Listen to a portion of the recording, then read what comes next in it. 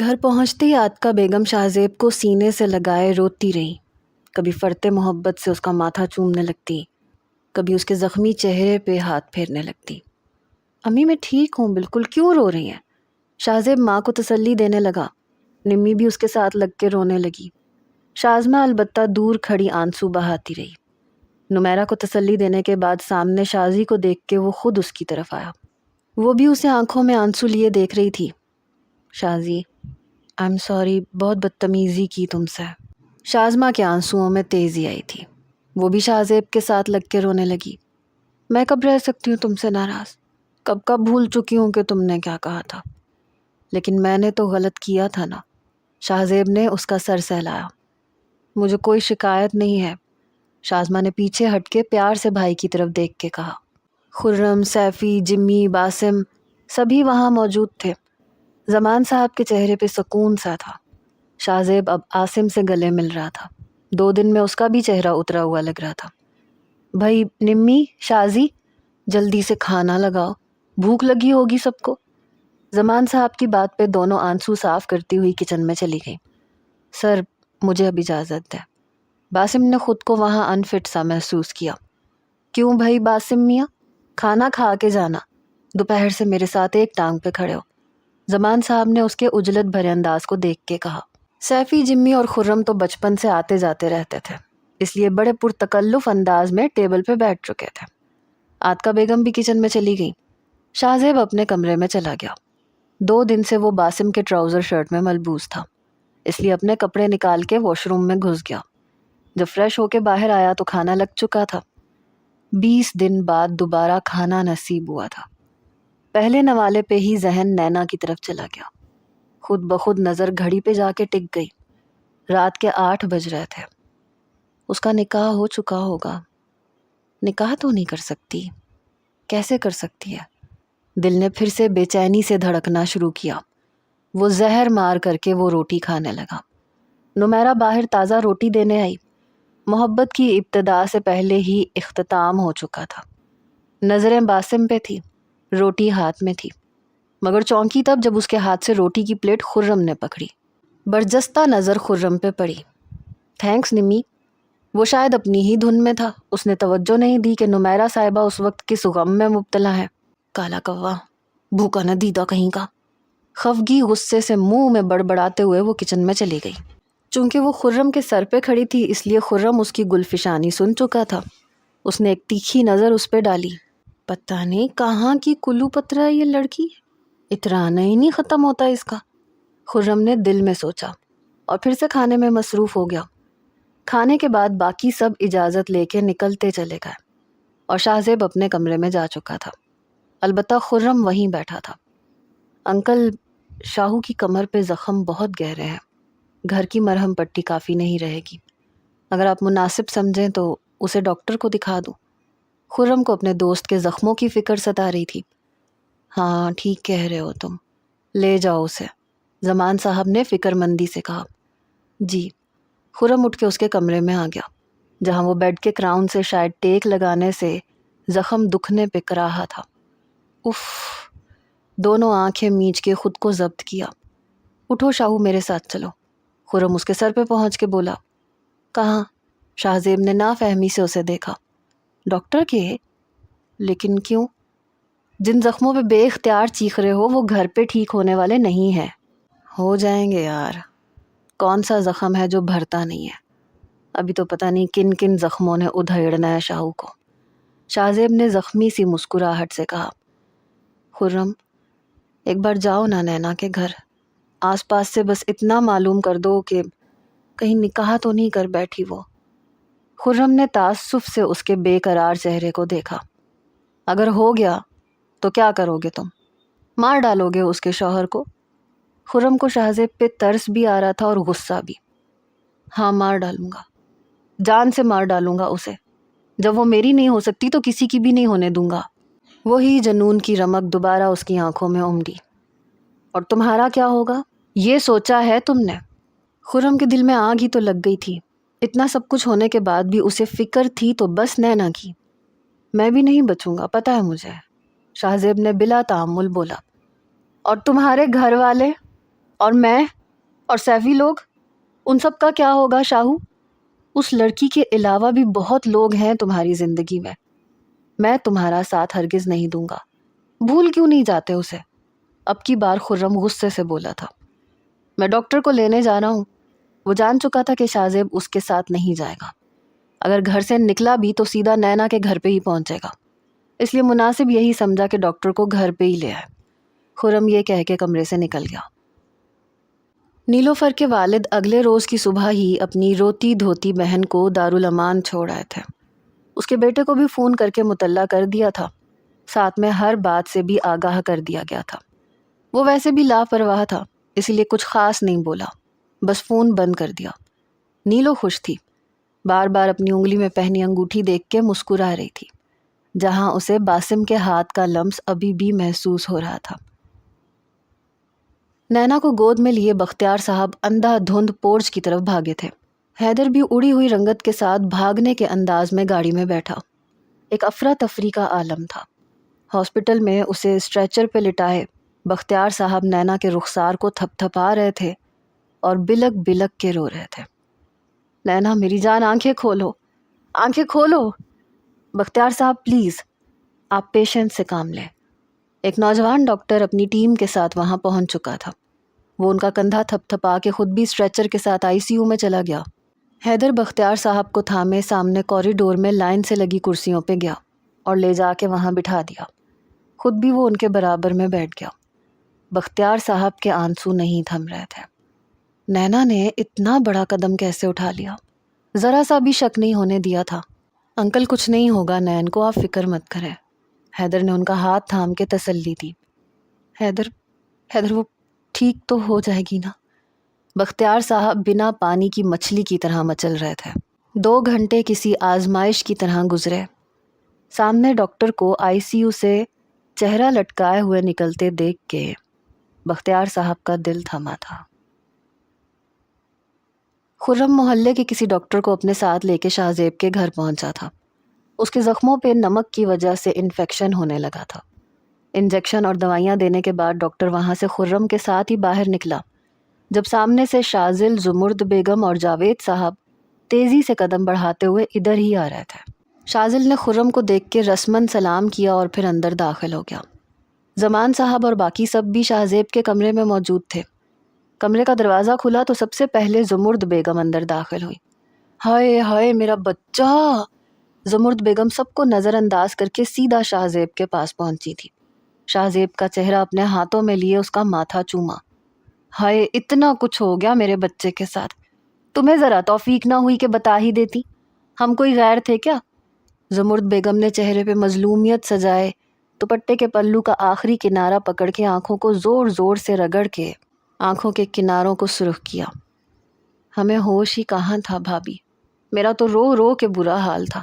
بچیاں مجھے سنبھالنے میں لگی رہیں، کسی کو کچھ سجھائی دیتا تو بتاتی۔ عاتکہ بیگم کی آنکھیں پھر سے چھلکی۔ چچا آپ تو کم از کم مجھ سے کہتے، میرے باس کے بہت اثر و رسوخ ہیں، 2 منٹ لگتے مجھے شاہ زیب کو رہا کروانے میں۔ شازل نے کیے کرائے کام پہ اپنی بات رکھنی چاہیے۔ ہاں زمان، تمہیں بتانا چاہیے تھا، میں بھی تمہارے ساتھ پولیس اسٹیشن پہنچ جاتا۔ جاوید صاحب نے بھائی کا کندھا تسلی سے تھپ تھپاتے ہوئے کہا۔ میں بھی پہنچ جاتی اپنے شاہ زیب کی خاطر پولیس اسٹیشن۔ مت پوچھو ٹی وی پہ زمان کو اکیلا دیکھ کے کتنا قلق ہوا مجھے کہ اکیلا بیچارہ مارا مارا پھر رہا ہے، میڈیا کے سوالات کے بھی جواب نہیں دے پا رہا تھا۔ اگر میں ہوتی تو ایسے ٹکا ٹکا کے جواب دیتی، یاد رکھتے سب کہ زمرد بیگم کے بھتیجے کو ناجائز جیل میں رکھنے کا انجام کیا ہوتا ہے۔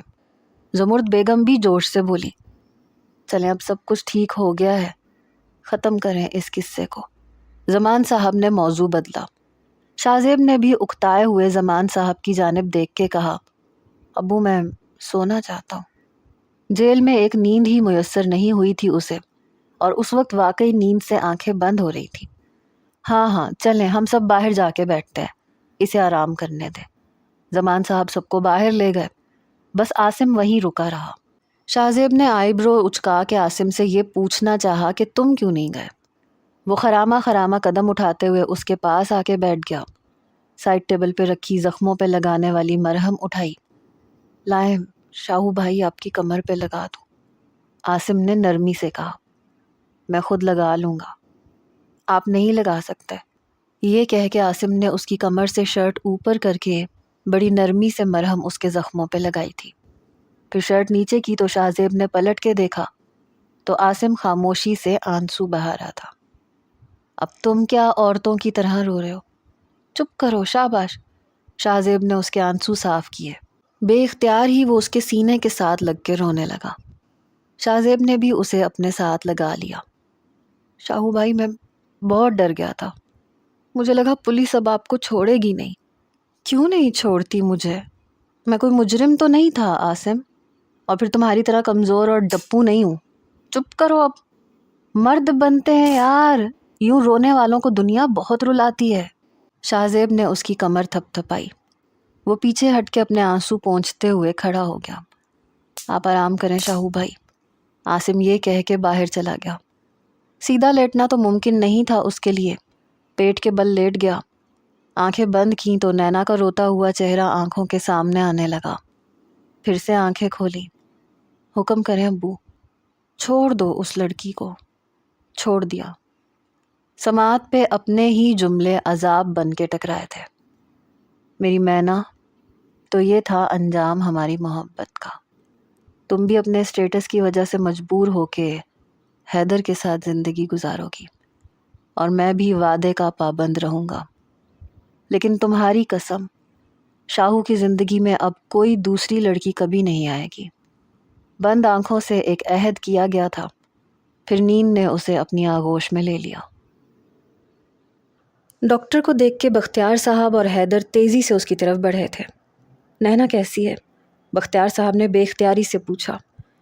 بختیار صاحب، زہر نینا کی باڈی میں پھیل چکا ہے، پھر شاید وہ کافی گھنٹوں سے بھوکی پیاسی بھی تھی۔ اس کا سٹمک بری طرح سے متاثر ہوا ہے۔ معدہ تو واش کر دیا ہے، زہر پوری باڈی سے نکالنا ایک مشکل امر ہے۔ ان کی کنڈیشن سٹیبل نہیں ہو پا رہی۔ ابھی ہم کچھ کہہ نہیں سکتے، لیکن اپنی کوشش کر رہے ہیں۔ بختیار صاحب جو کچھ اچھی خبر سننے کے لیے بیتاب تھے، کافی دیر تک وہ کچھ بول ہی نہیں پائے۔ مرے مرے قدم اٹھائے دوبارہ کرسی پہ ڈھہ گئے۔ اندر آئی سی یو میں وہ زندگی اور موت کی جنگ لڑ رہی تھی۔ ہوش و حواس سے بے خبر لمبے لمبے سانس بھر رہی تھی۔ ایک پل کو نینا کے ہاتھوں میں ہلچل ہوئی، ہونٹ کپ کپائے، چہرے پہ تکلیف اور اذیت رقم ہوئی۔ شاہ زیب بامشکل 2 بار ہی یہ نام اس کے منہ سے ادا ہوا۔ ڈاکٹر اس کے پاس پہنچ گیا تھا۔ Are you all right Miss Nina? Tell me. Doctor Nina کو پکارنے لگا۔ وہ پل بھر کے لیے ہی ہوش میں آئی تھی، مگر اگلے ہی لمحے سانس اکھڑنے لگا، بی پی لو ہونے لگا۔ نرس انجیکشن بھریں فوراً پلیز۔ ڈاکٹر نے اس کی نبض چیک کرنی شروع کی جو اب ڈوب رہی تھی۔ شام سے لگی مشینیں اس کی ڈوبتی ہوئی دھڑکنوں کو دکھا رہی تھیں۔ نرس نے انجیکشن بھرا تھا۔ ڈاکٹر نے جلدی سے انجیکشن اس کے ہاتھ کی نس میں دھیرے دھیرے ڈالنا شروع کیا، لیکن ہارٹ بیٹ مسلسل کم ہو رہی تھی، سانس بھی اب اکھڑنے لگا تھا۔ او مائی گاڈ، ڈاکٹر حد سے زیادہ پریشان ہوا تھا۔ نینا! ہڑبڑا کے شاہ زیب اٹھ بیٹھا تھا۔ دل یوں دھڑک رہا تھا کہ پسلیاں توڑ کے باہر نکل آئے گا۔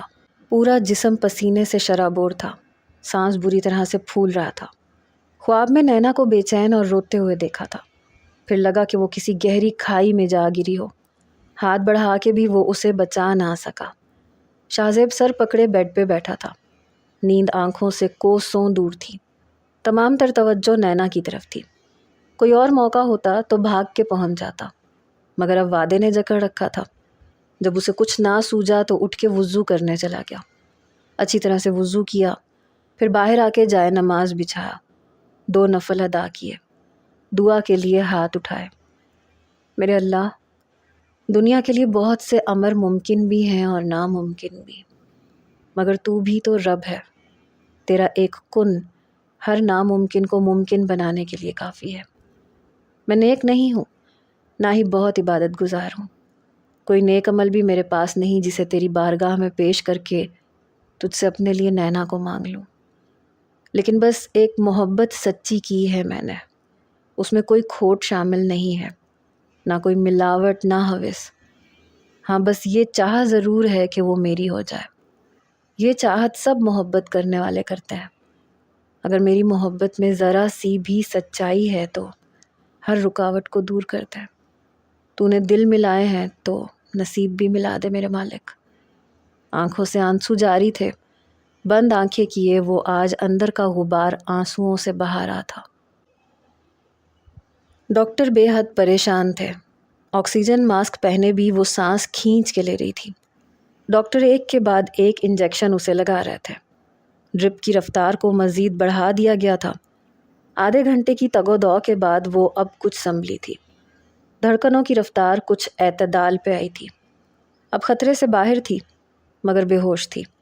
ڈاکٹروں نے بھی شکر کا کلمہ پڑھا تھا۔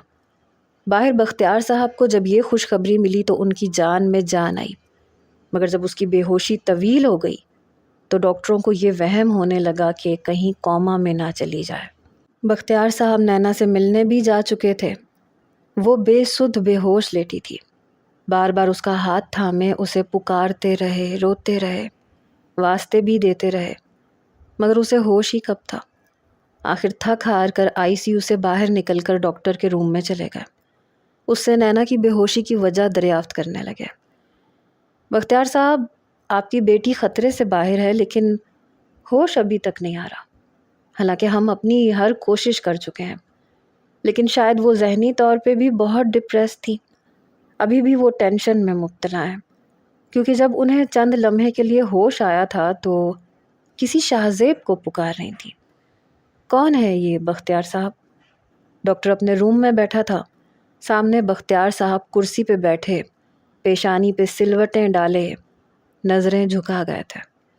ڈاکٹر اپنا اسٹیتھوسکوپ اٹھا کے گلے میں ڈال کے باہر نکل گیا اور بختیار صاحب کو ایک نئے امتحان میں ڈال گیا تھا۔ مرے مرے قدموں سے وہ باہر نکلے، جھکا ہوا سر، مزمحل سی چال، مضطرب چہرہ۔ حیدر انہی کے انتظار میں بیٹھا تھا۔ انہیں دیکھ کے نینا کے بارے میں پوچھنے لگا۔ بختیار صاحب نے ساری بات حیدر کو ٹوٹے ہوئے لہجے میں بتا دی۔ چند لمحے تو وہ بھی سن کے خاموش رہا۔ انکل، جو کچھ بھی ہم شاہزیب کے ساتھ کر چکے ہیں، مجھے نہیں لگتا کہ ایک فون کال سے وہ نینا کے پاس آئے گا۔ آپ کو ہی ڈرائیور کے ساتھ اس کے گھر جانا پڑے گا۔ حیدر کی بات پہ بے اختیار غصے سے بختیار صاحب نے حیدر کو دیکھا۔ میں جاؤں گا؟ میں؟ تم چاہتے ہو میں جھکوں اس شخص کے سامنے جس کی میرے سامنے کوئی اوقات ہی نہیں ہے، جس سے میں سب سے زیادہ نفرت کرتا ہوں، جس کا وجود مجھے ظلمت کی اتھاہ گہرائیوں میں پھینک دیتا ہے، اس کے سامنے جا کے ہاتھ پھیلاؤں، بھیک مانگوں؟ ہرگز بھی نہیں۔ بختیار صاحب کا لہجہ ٹوٹا ہوا تھا، مگر گھمنڈ اپنی جگہ قائم تھا۔ نینا کو کھونے کا حوصلہ ہے آپ میں؟ حیدر کی اگلی بات پہ وہ تڑپ کے بولے، نہیں حیدر، اسے نہیں کھو سکتا۔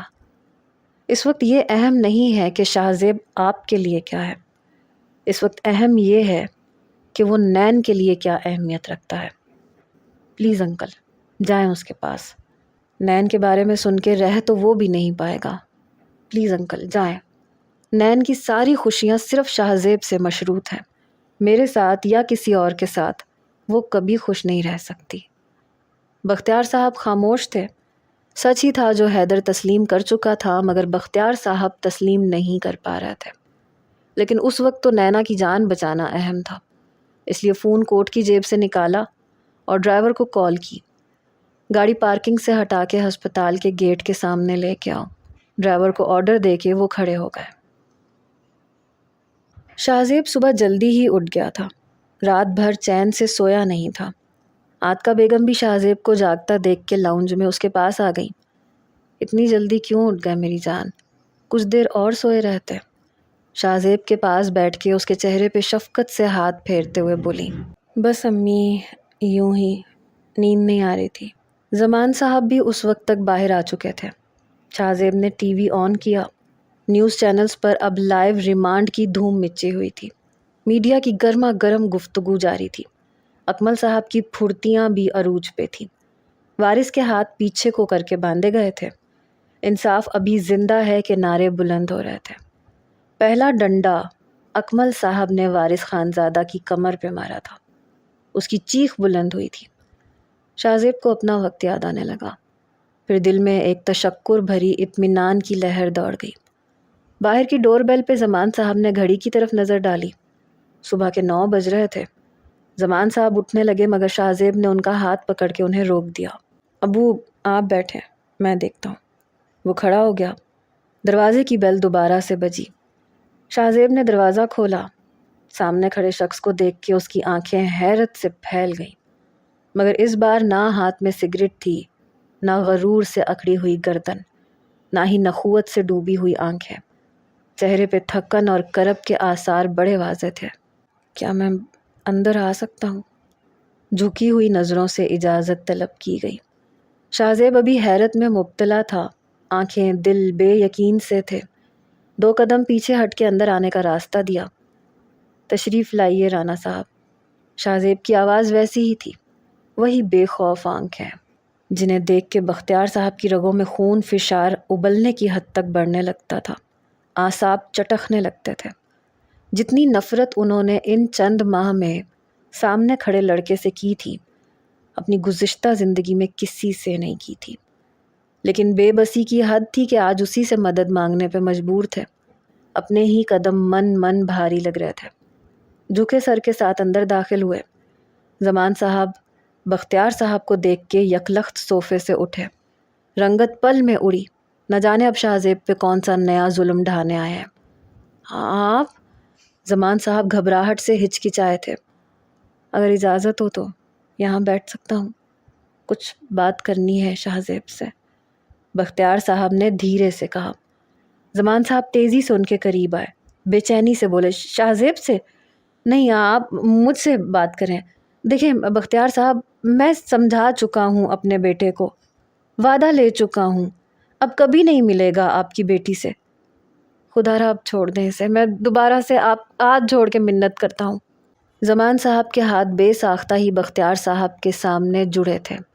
باپ کے جڑے ہاتھ اور جھکی نظریں، گرتے آنسوؤں نے آگ سی لگا دی شاہ زیب کے تن بدن میں۔ وہ تیز قدم بڑھاتا ہوا زمان صاحب کے پاس آیا، ان کے ہاتھ پیچھے کیے۔ کیوں ہاتھ جوڑ رہے ہیں ان کے سامنے ابو؟ کیوں منت کر رہے ہیں ان کی؟ ایسی محبت جو میرے باپ کو کسی کے سامنے جھکا دے، مجھے نہیں نبھانی۔ رانا صاحب آپ چاہتے تھے نا کہ چھوڑ دوں آپ کی بیٹی کا پیچھا؟ چھوڑ چکا ہوں۔ جائیں جا کے کر دیں اس کی شادی جس سے کرنی ہے، کبھی نہیں آؤں گا اس کے سامنے۔ سمجھیں آج سے مر گئی وہ میرے لیے۔ شاہ زیب نے دانت بھینچ کے اپنا غصہ ضبط کرتے ہوئے کہا، لیکن اس کے آخری جملے پہ بختیار صاحب تڑپ ہی تو گئے تھے، پھوٹ پھوٹ کے رونے لگے۔ مر ہی تو رہی ہے وہ، میری نینا مر جائے گی، کل سے ہاسپٹل میں ہے، زہر کھا لیا اس نے۔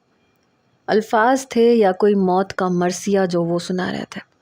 اسی وقت عاتقہ بیگم بھی کچن سے باہر آ چکی تھیں، چائے اور بسکٹ کی ٹرے ہاتھ میں لیے۔ یہ بات سن کے وہ بھی وہیں کی وہیں کھڑی رہ گئی۔ شاہ زیب کے ساتھ ساتھ زمان صاحب کے بھی ہوش اڑے۔ نینا ہاسپٹل میں ہے؟ زہر؟ اف میرے خدایا، یہ کیا کیا تم نے نینا؟ شاہ زیب کے لب تک شل ہو گئے تھے، بس دل تھا کہ تڑپ کے رہ گیا تھا۔ کچھ پل کے لیے لگا کہ کسی نے روح اندر سے کھینچ لی ہو۔ بے چینی ایسی تھی کہ پر لگا کے اڑ کے نینا کو دیکھ لے، مگر چپ چاپ کھڑا بختیار صاحب کو روتے دیکھ رہا تھا۔ اگر نینا ہاسپٹل میں تھی تو یہ شخص یہاں کیا لینے آیا تھا؟ شاہ زیب کی جان پہ ہی تو بن گئی تھی۔ بختیار صاحب کی آمد کا مقصد نہیں سمجھ پا رہا تھا۔ وہ پھر سے بولنے لگے، وہ بے ہوش ہے، ہوش نہیں آ رہا۔ ڈاکٹر کہہ رہا ہے کہ اگر رات تک ہوش نہیں آیا تو کوما میں چلی جائے گی، پھر نہ جانے کب ہوش آئے بھی یا یوں ہی سالوں گزر جائے۔ بس ایک بار چند لمحوں کے لیے ہوش میں آئی تھی اور صرف تمہیں ہی پکار رہی تھی۔ بختیار صاحب کی بات پہ شاہ زیب کے اندر ایک ٹیس سی اٹھی، دل میں درد کی لہر اٹھی۔ نیم بے ہوشی میں بھی وہ اسے پکار رہی تھی۔ اب چلو میرے ساتھ، میں تمہیں لینے آیا ہوں، جا کے بات کرو اس سے، ہو سکتا ہے تمہاری پکار پہ ہوش میں آ جائے۔ بختیار صاحب کے لہجے میں تحکم کی آمیزش تھی، یا شاید عادتاً حکمیہ انداز سے التجا کی تھی۔ شاہ زیب کی بے قرار نظریں زمان صاحب کی طرف اٹھی تھیں۔ اگر آپ چاہتے ہیں کہ میں آپ کے ساتھ جاؤں تو پہلے آپ ہاتھ جوڑ کے معافی مانگے میرے باپ سے اپنے گزشتہ رویے کی۔ شاہ زیب کے الفاظ تھے یا بختیار صاحب کی اونچی انا پہ ہزیمت کا تمانچہ؟ معافی، اور وہ بھی بختیار صاحب۔ یہ لفظ تو اس شخص نے کبھی ادا ہی نہیں کیا تھا، پھر کجا ہاتھ جوڑنا ممکن ہی نہیں تھا۔ شاہ زیب یہ کیا کہہ رہے ہو تم؟ مجھے نہیں منگوانی کسی سے معافی۔ زمان صاحب آگے بڑھ کے بولے، لیکن مجھے منگوانی ہے ابو۔ جہاں تک بات مجھ تک محدود تھی تب تک خیر تھی۔ میں نے ان کے ہاتھ سے مار بھی کھا لی، ان کے جھوٹے کھیل پہ جیل بھی چلا گیا، بھوک پیاس مار کو برداشت بھی کر لیا۔ مجھے اس بات پہ ان سے کوئی گلہ نہیں ہے، کیونکہ میں نے کوئی اور جرم کیا ہو یا نہ کیا ہو، لیکن ان کی بیٹی سے محبت کا جرم تو ضرور کیا ہے۔ لیکن یہ کون ہوتے تھے آپ کو معافی منگوانے پہ مجبور کرنے والے؟ بختیار صاحب کی زندگی کے یہ لمحات ناقابل فراموش تھے۔ انہیں اس وقت واقعی شاہ زیب کی ضرورت تھی، اس لیے مرے مرے قدم اٹھاتے زمان صاحب کے سامنے پہنچ کے اپنے ہاتھ جوڑے، مگر سر نہیں جھکایا۔ مجھے ابھی لفظ ادا بھی نہیں ہوئے تھے کہ سبک لیے گئے۔ نہیں بختیار صاحب، اس کی ضرورت نہیں ہے، مجھے یوں شرمندہ نہ کریں۔ آپ اس وقت مہمان ہیں میرے گھر پہ بڑی امید سے آئے ہیں، اس لیے خالی نہیں لوٹاؤں گا آپ کو۔ زمان صاحب نے ان کے جوڑے ہاتھ اپنے دونوں ہاتھوں سے تھام کے کہا، شاہ زیب تم جاؤ ان کے ساتھ۔ زمان صاحب نے شاہ زیب سے کہا۔ بختیار صاحب نے مشکور نظروں سے آنسو بہاتے ہوئے زمان صاحب کو دیکھا تھا، جنہوں نے ان کی انا کی گرتی ہوئی دیوار کو سنبھال لیا تھا۔ آپ جائیں، میں پہنچ جاؤں گا۔ بختیار صاحب کو شرم سے پانی پانی کر کے اس نے کہا، نہیں میرے ساتھ چلو تم، میرا ایک ایک لمحہ قیمتی ہے۔ بختیار صاحب ہر صورت اسے اپنے ساتھ لے جانا چاہتے تھے۔ آپ کی گاڑی میں ہرگز نہیں بیٹھوں گا، بے فکر رہیں، وقت سے پہلے پہنچ جاؤں گا۔ کس ہاسپٹل میں ہے وہ؟ شاہ زیب کا دل بھی اب مچلنے لگا تھا، ایک ایک لمحہ بھاری تو اس پہ بھی تھا۔ ٹھیک ہے، جلدی پہنچ جانا۔ بختیار صاحب نے ہاسپٹل کا نام بتا کے کہا، پھر وہ زمان صاحب کی طرف پلٹے۔ نینا جیسے ہی کچھ بہتر ہوئی میں بلاؤں گا آپ کو اپنے گھر پہ، مجھے اب رشتے پہ کوئی اعتراض نہیں ہے، نینا کی خوشی سے بڑھ کے میرے لیے اور کچھ بھی نہیں ہے۔ یہ کہہ کے وہ باہر نکل گئے۔ زمان صاحب ہکا بکا انہیں دیکھتے رہ گئے تھے۔ شاہ زیب نے فوراً سے سامنے دیوار کی کیل پہ ٹنگی بائک کی چابی اتاری۔ پاؤں میں ہوائی چپل پہنے وہ گھر سے نکلنے ہی والا تھا جب عاتقہ بیگم نے پکارا، ناشتہ تو کر لو شاہ زیب، دوا بھی کھانی ہے تم نے۔ آ کے کر لوں گا امی۔ وہ کہاں رکنے والا تھا، دل کسی پتنگے کی مانند ہوا میں اڑا تھا، اور قدم بھی اسی کی عکاسی کر رہے تھے۔ سیڑھیاں پھلانگتے ہوئے وہ چند سیکنڈ میں نیچے اترا۔ بختیار صاحب کی گاڑی اپارٹمنٹ سے نکل چکی تھی۔ پورے راستے وہ یہی دعا کرتے رہے کہ اس بار نینا کو ہوش آ جائے۔ اس کی خاطر اپنی انا کا بڑا سستا سودا کر کے آ رہے تھے۔ ہاسپٹل پہنچ کے تیز قدم اٹھاتے ہوئے ICU تک پہنچے، جہاں حیدر باہر کرسی پہ بیٹھا تھا۔ بلا لیا میں نے شاہ زیب کو، ابھی پہنچنے والا ہی ہوگا، بختیار صاحب نے گھڑی دیکھتے ہوئے کہا۔ وہ پہنچ چکا ہے اور اس وقت ICU میں نینا کے پاس ہے۔ حیدر کی بات پہ بختیار صاحب حیران ہوئے تھے۔ وہ خود بھی فل اسپیڈ سے ہاسپٹل پہنچے تھے، لیکن وہ ان سے بھی پہلے پہنچ چکا تھا اور اندر بھی جا چکا تھا۔ بہرحال وہ کچھ پرسکون سے ہوئے تھے کہ شاید اب ان کی بیٹی انہیں ہنستی مسکراتی نظر آ جائے۔ باسم صبح اٹھ کے آفس کے لیے تیار کھڑا تھا۔ رابعہ بیگم نے ناشتہ بنا کے تخت پہ رکھ دیا۔ امی مجھے کچھ کہنا ہے آپ سے، باسم نے کہا۔ ہاں بولو۔ امی دیکھیں، مجھے فری کے والد سے جہیز تو چاہیے نہیں، نہ ہی میں کسی دھوم دھڑکے کا قائل ہوں۔ شادی جب بھی کرتا سادگی سے ہی کرتا۔ آپ بات کریں فری کے والد سے، منگنی کے بجائے میں شادی کرنا چاہوں گا فری سے۔ صبح ہی صبح بیٹے کے منہ سے اپنی شادی کی بات سن کے رابعہ بیگم نے تعجب کا اظہار کیا۔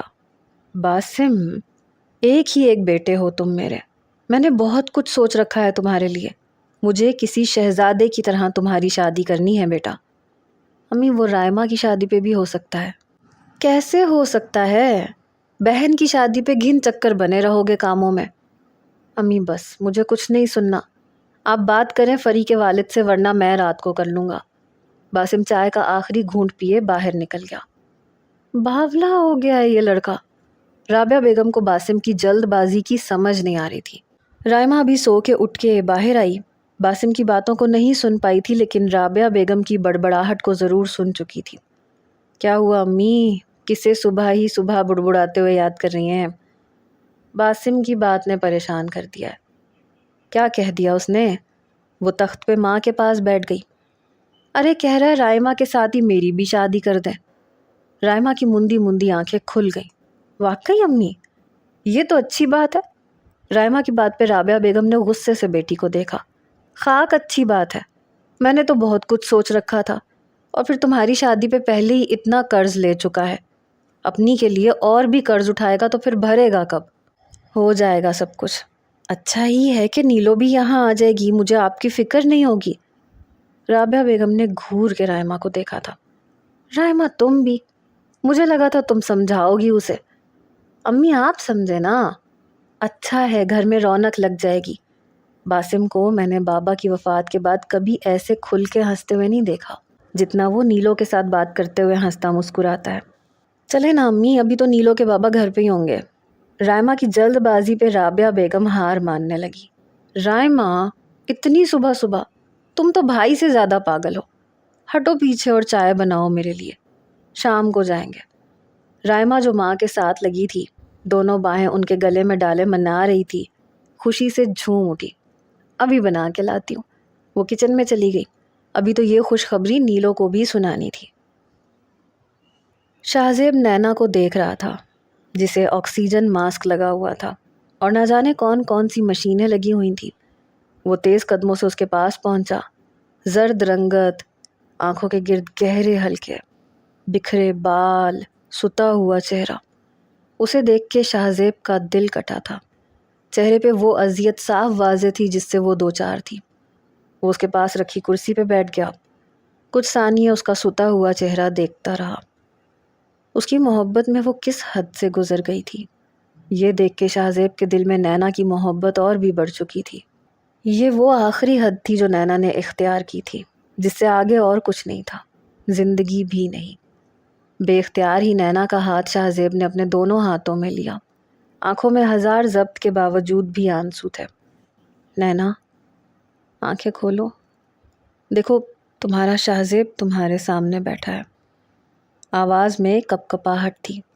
آنکھوں سے آنسو چھلک کے نینا کے ہاتھ پہ گرے، جنہیں شاہزیب نے اپنے ہاتھوں میں تھام رکھا تھا، مگر وہ بے سدھ لیٹی رہی۔ شاہزیب نے پھر سے اسے پکارا۔ آواز میں نمی تھی، آنسوؤں کی آمیزش تھی۔